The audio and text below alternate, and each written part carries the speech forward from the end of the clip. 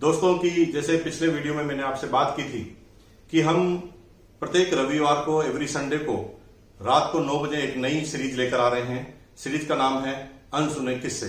जी हाँ दोस्तों, अनसुने किस्से में मेरे 20 साल के अनुभव की मैं आपसे बात करने जा रहा हूं।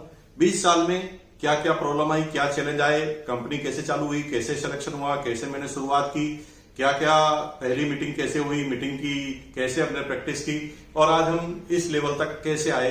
दोस्तों इस पूरी सीरीज के बारे में बात करेंगे। कंपनी की बात करेंगे, कंपनी कैसे शुरू हुई, कैसे नामांकन हुआ, कैसे कंपनी का प्लान बना, प्लान बनने के बाद क्या क्या चीजें सोची गई, क्या क्या तरह के चैलेंज आए, इन सारी चीजों का जिक्र हम करने वाले हैं। दोस्तों तो आज हमारा टॉपिक है आरसीएम बिजनेस की शुरुआत कैसे हुई, आरसीएम का उद्भव कैसे हुआ, ऐसी कौन सी प्रेरणा थी जिसकी वजह से आरसीएम चालू हुआ। दोस्तों ये कहानी मैं सुना रहा हूं, ये घटना मैं सुना रहा हूं, ये बात है सन 2000 की।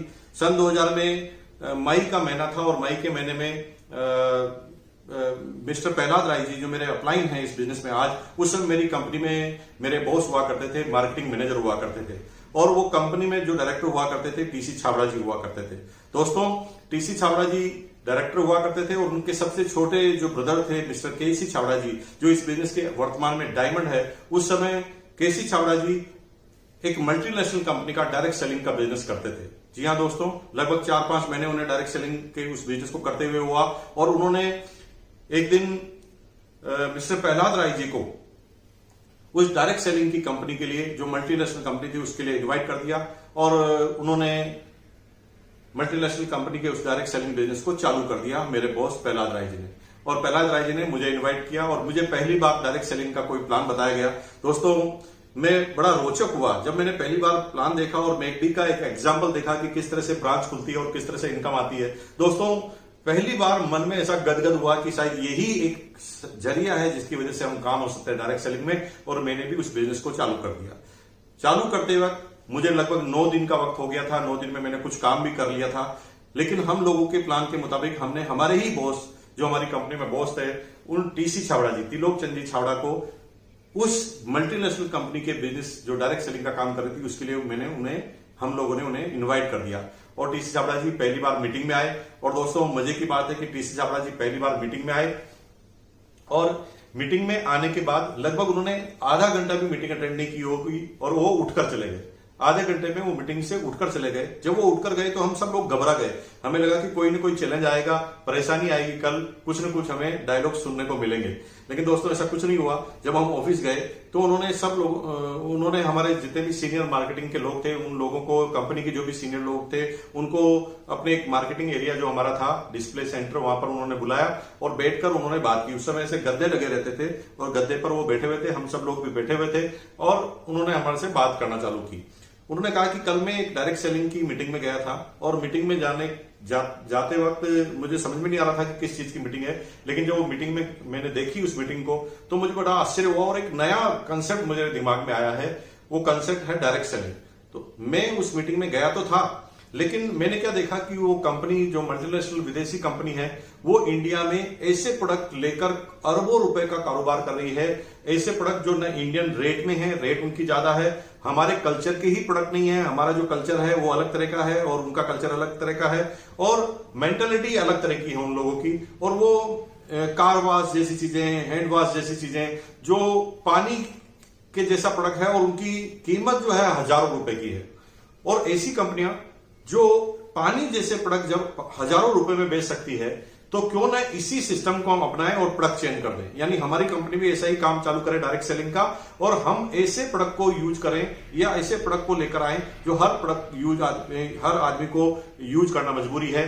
और हम समझ गए कि वो कपड़े की बात कर रहे हैं और उन्होंने कहा कि जब पानी जैसे प्रोडक्ट लाखों करोड़ों रुपए में बिक सकते हैं, हजारों रुपए में बिक सकते हैं, तो क्यों ना हम कपड़े को डायरेक्ट सेलिंग में लेकर आए। हमारी कंपनी कपड़ा ही बनाती थी और जब कपड़े को डायरेक्ट सेलिंग में लेकर आए तो सब लोगों को बड़ा आश्चर्य हुआ कि दिमाग में टीसी छाबड़ा जी के यानी बॉस के दिमाग में चल क्या रहा है। उन्होंने आगे बात की कि हम एक कंपनी चालू करते हैं डायरेक्ट सेलिंग की और इस सिस्टम में हम कपड़े को सबसे लेकर आते हैं। उस समय हमारी कंपनी पेंट पीस बनाती थी और पेंट पीस से उन्होंने शुरुआत की और हम लोगों से राय मांगी। मेरे से जब खास रूप से राय मांगी गई तो मैं थोड़ा क्रिएटिव शुरू से रहा हूं, नए नए काम करने में मुझे मजा आता है और मैंने एकदम फटाक से यस कर दिया, सर मजा आ जाएगा, हर आदमी को कपड़ा पहनना तो मजबूरी है, इस कंपनी का तो प्रोग्रेस करना एकदम फाइनल है।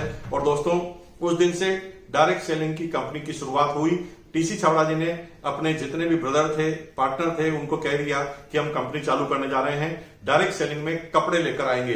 सब लोगों को बड़ा आश्चर्य हुआ कि इतना जमाया बिजनेस है, 1 करोड़ मीटर कपड़ा कंपनी ऑलरेडी बनाती है, टीसी छाबड़ा जी ऐसा क्या कर रहे हैं, क्यों ऐसी रिस्क ले रहे हैं। लेकिन टीसी छाबड़ा जी दृढ़ निश्चय के पक्के हैं, उन्होंने दृढ़ निश्चय किया, क्योंकि यही एक विजनरी पर्सन की क्वालिटी होती है। विजनरी पर्सन आने वाले वक्त को पहले देख लेता है और टीसी छाबड़ा जी के अंदर ये गुण कूट कर भरा है कि उन्होंने आने वाले वक्त को, डायरेक्ट सेलिंग के फ्यूचर को समझा और उन्होंने कंपनी को स्टार्ट कर दिया। कंपनी तो स्टार्ट करने का डिसीजन हो गया, लेकिन दोस्तों कैसे प्लान बनेगा, कैसे क्या नाम रखा जाएगा, ऐसी तमाम तरह की बातें अभी बाकी थी। दोस्तों आगे अगले संडे को जब हम आएंगे तो हम ये बात करेंगे कि आरसीएम का नामांकन कैसे हुआ, आरसीएम के प्रोडक्ट की शुरुआत कैसे हुई, प्लान बनाते वक्त क्या क्या चीजों का ध्यान रखा गया और क्या क्या प्रॉब्लम आई प्लान बनाते वक्त। ऐसी तमाम घटनाओं का जिक्र लगातार हम करेंगे। 1 साल से लेकर 20 साल तक जो भी घटनाएं घटी है, ऐसी अनछुए किस्से जो आपको पता नहीं है, उसके बारे में मैं जिक्र करूंगा। दोस्तों एवरी संडे को ये चैनल पर ये प्रोग्राम आने वाला है।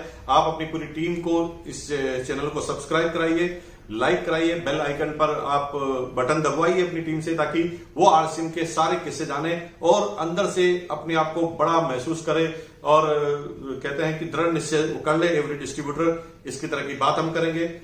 हर मंगलवार को और गुरुवार को हम अलग अलग सब्जेक्ट पे वीडियो ला ही रहे हैं। चैनल को सब्सक्राइब करना मत भूलना।